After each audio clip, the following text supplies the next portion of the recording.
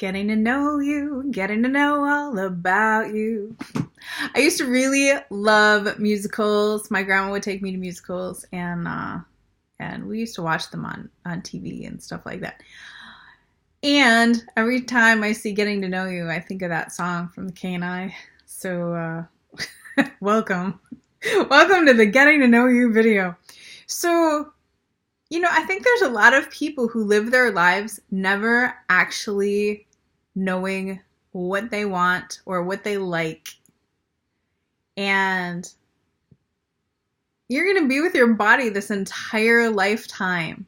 This being is yours for the lifetime.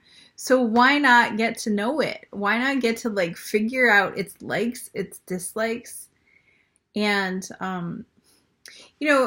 in relationships, I think we expect our partner to know what we want and to be psychic about it and to give us, pleasure or to treat us in ways that we like, but we don't even know because we didn't take the time to sit down and go, okay, what is it that I do like? What do I like doing? What do I like eating? How do I like my body to be touched? Right. And that's a really interesting point. I had a boyfriend once and he said, yeah, I spent a lot of time by myself figuring out what my body likes and what feels good and how to pleasure myself. And I thought, that's a good plan. But I think there's so much taboo around self-pleasure and actually feeling into our body and getting to know what we like. Somehow it's okay if another person does it to us, but if we do it to ourselves, it's weird or bad or wrong. And how weird is that? Seriously. It's just bizarre, but it's a mindset. It's a mindset that was created so that we wouldn't be self-knowledgeable. Because if you don't know what you want, society can tell you what you want. You need this to feel better. You have to buy this. You have to buy that. If you wear this and that, you're going to be happy. And so if you don't actually know what makes you happy inside, people can try and sell you all sorts of things. And you'll buy it because you'll believe it, but you don't really know. And if you have a whole house full of crap that doesn't make you feel good, you gotta Marie Kondo it up and and just move it out. Take the time to watch this video and figure out how to get to know yourself. So one of the ways that I kind of call it a roundabout way of getting to know me or getting to love myself is I wanted a partner, right? And so I thought, okay, I'm going to make a list of all the attributes of a partner that I want and how it would feel to be with them and what it would look like and what they look like and all the things. And so I made this list, this comprehensive list. And then I said, okay, this is what I want in a partner. I have to be this. I have to be all the things on this list. And so, one of them was a world traveler. And so I've done that. I have traveled about 15 different countries. And that was a lot. And clothes, I wanted them to dress nice. Still working on it. Still working on it. One of them was, what else? Healthy and fit. And so, all of the things that I wanted in a partner, that I would want a partner to come to me with, are things that I had to work on myself. Successful in business, things like that. And so as you create this list of what you want a partner to be like, think of your body as that partner or yourself as that partner. And so the things that you are seeking out in another person are the things that you actually want in yourself, if that makes sense. Because our partner is a mirror to ourselves. And so sometimes we think, oh, if I had this partner, like I would feel better. But it's actually when you start appreciating these things about yourself, it's like this part of you starts to relax. Because I think a lot of times we sit and criticize ourselves and tell ourselves where we went wrong, what we're not doing right, why we're not perfect, how we're messing up, all of those things. And it's a constant cycle, right? And it just makes you feel worse and worse and get more and more depressed and more anxious. And the anxiety comes from being afraid that you're going to mess up and then tell yourself more bad things. You know? Here's this body who's trying its darndest to keep you alive, and you're just berating it all day, you know, telling it bad stuff. So how do you shift into a place of being more loving and more accepting? You start to ask yourself questions. So in the beginning when I started this process many years ago, one of the reasons why I didn't want to do this exercise is because I thought that if I finally got quiet and went inside and started talking to myself, that I would yell. I would be mad at myself, and I would yell at myself, and I would be in trouble for not doing it before, and for not doing it right. Like whatever, I thought I was going to get in trouble when I went inside. But actually what happened is I went inside and I just felt this like, oh my God, like thank God. And I felt emotional. I felt sad because for the first time in my life, I was willing to be open to listen to my body and to listen to what it had to say to me. And I think it was just relieved that I wasn't going to beat it up anymore. Because I think we can be so abusive to ourselves in so many ways. And sometimes we learn that from parents who didn't know how to be kind or loving to themselves, you know? And people who treat us that way, it's usually because they didn't know how to love themselves or give themselves love. So as you learn this, it kind of stops that cycle. It stops that cycle from happening with your kids or, with the people around you. It stops with you. And so one of the things that you can do is just start asking yourself questions like, hey, like, do you want to eat this? Just like, okay, do you want to eat this watermelon, let's say? And stop and really tune in to what your body has to tell you. Sometimes you can do muscle testing. It's like you make a little, and then you try and pull your finger through. So do you want to eat watermelon? No.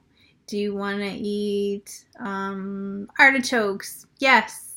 So if it's strong, it's a yes. If it's weak, it's a no. Sometimes you'll feel a lightness in your body if it's something that your body feels like doing. And if it doesn't feel like doing it, it'll feel heavy. I think for me, no, I would like my body would just like, my eyes would be squinty and I would just feel like constricted. And if it was a yes, my body would feel open. So there's a lot of ways that you can tune into your body to ask it if it's a yes, if it's a no.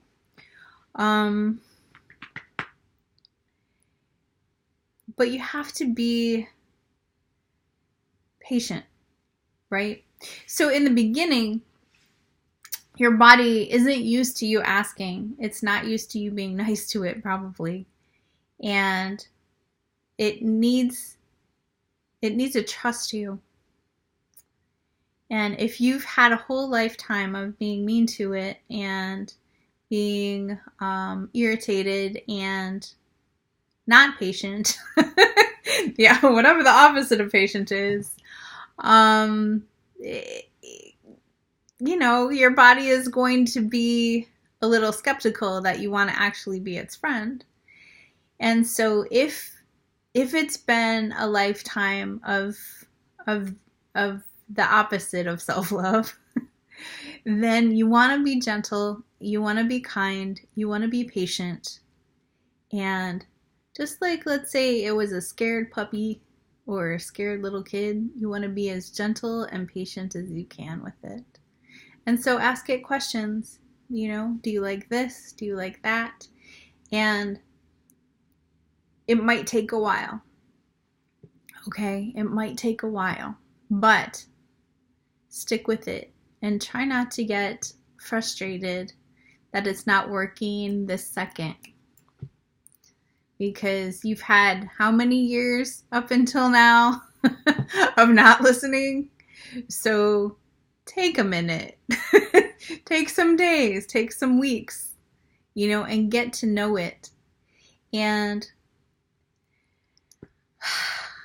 this is kind of fun. So, get to know it as a friend, but also get to know it like you would get to know anyone else, any partner, any lover. Ask it questions, but also, just start talking to it. I had this experience the other day. I mean, I am constantly getting to know my body and what it needs and who I am, because I think it's vast. You never really get to know who you are. It's a self-love emergency. I don't know if you can hear the sirens. But I had this experience the other day where something good happened, and I'm like, who can I tell about this good thing? And I thought down the list of the people I knew, and I didn't think anyone would get it. And then I thought, why can't I just share this with myself?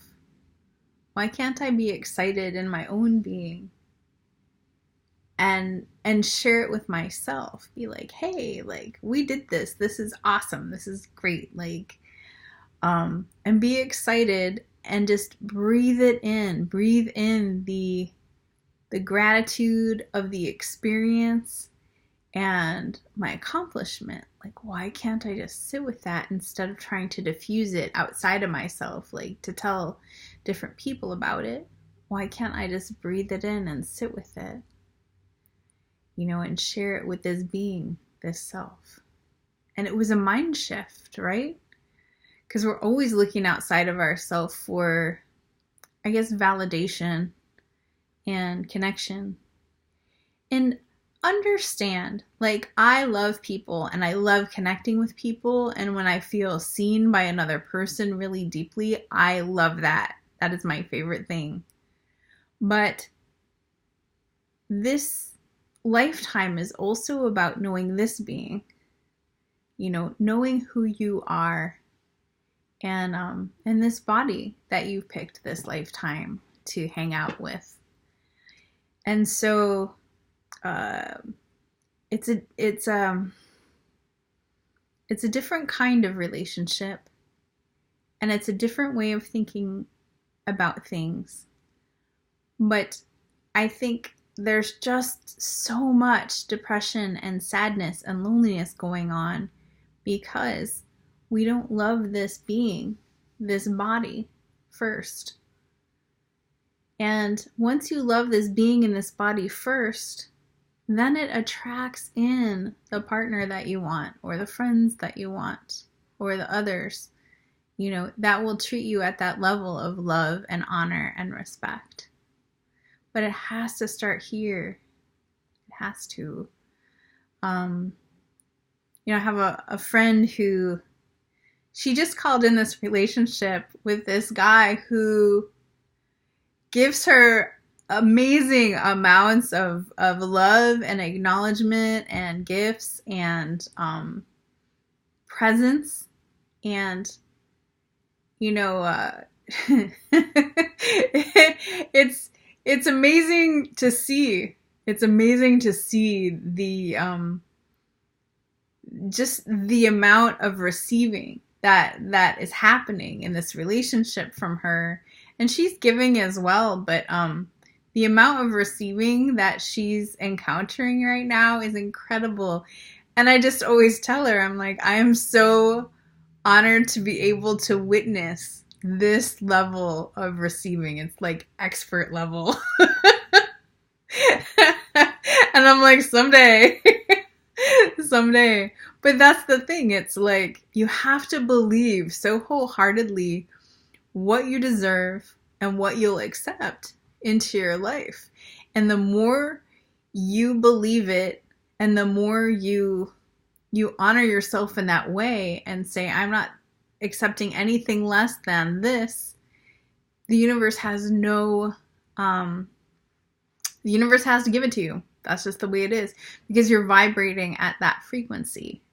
And so getting to know what you want first is really important, because if you call in a random thing that you don't know if you like it or not, it's wishy-washy, right? So you're wishy-washy to the universe about what it is that you want. And so that's why tuning inside, asking yourself questions like, do you like this? Do you like that? Do you not like this? Do you not like that? And paying attention to how you feel around other people, around situations. Take yourself out on dates, and that, I think so many people stress out about that, going somewhere by themselves, but you can make it a, like a game, like taking yourself out, seeing how it feels to do the things that you like to do on your own, and knowing that you are with you. You're taking your body out on a date. You're taking your body out for a walk. You're taking your body out on an adventure. And, I used to go on long road trips, back and forth. I had to come back and forth to Maine a couple times. I had to take care of my mom. And I made myself like a fun playlist to drive to, and I would sing, and I would just imagine that I had a partner next to me, right? And I was singing and talking to them, and it's acting as if you are in the most loving, honoring relationship, and being a part of that within yourself. So I'm a big planner, and I love, I had this partner once who woke up really early, and I made a morning playlist. And so I made the morning playlist so we could wake up and we could dance around and make breakfast and do all these things. And it was really fun, right? And then I realized after the relationship was over, I was like, I brought that fun. I can bring that fun to my own life. I don't need a partner for it. And so, and one more story. So, very early on, my very first relationship, I remember being with a lover, and we were intimate together, and then we were just laying in bed, and the sky was turning from dusk to dark, and we were listening to music, and it was so relaxing, and it was so peaceful, and I just felt so just so happy. And I thought about it years later, and I thought, God, I wish I had a partner that I could do this with. And then I thought, why? Why can't I do this right now? And so I got on my pajamas, and I went and I sat by the window, and I looked out the window, and I just, watched the sunset, and the sunset turn into night, and the stars come out, and it was so beautiful. And I just thought, this is amazing. I'm sharing this with myself and just being in this moment and really appreciating what's happening right now with me and my body. And it's a different level of consciousness, right? It's a different level of experiencing what it's like to be human and loving ourselves, you know. So this self-love thing, it doesn't have to be this big deal, you know. It could be as gentle as just sitting with yourself and allowing yourself to take in quiet moments when nobody else is around, and just figuring out what it is that you like, you know, and asking your body and feeling into it and just tuning in, like, are you okay? You know, I love you.